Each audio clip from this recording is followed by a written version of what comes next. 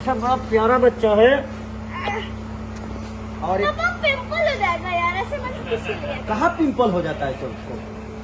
ये तो अच्छा तो होता है। पिंपल कहाँ से होगा आपको? हाँ कौन बोल रहा है पिंपल हो जाएगा? हाँ मुझे हो जाता है पिंपल। हाँ कोई बात नहीं, चलिए तो चलिए भाई, ऋषभ का ब्लॉग है, आप लोग प्यार और आशीर्वाद और दीजिए, जल्दी से ऋषभ को बड़ा बनाइए और इसके चैनल को बड़ा करिए। अब मैं जाऊँ? हाँ तब तक के लिए बाय एंड सायोनारा। पापा आ चुके हैं और चलो पापा से मिलवाते हैं। ये देखिए पापा आ गए हैं।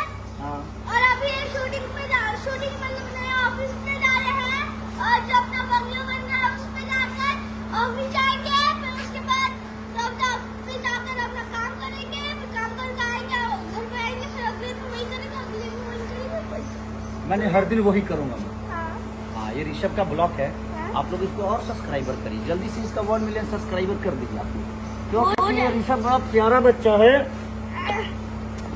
और पापा पिंपल हो जाएगा यार, ऐसे मत कीजिए। कहाँ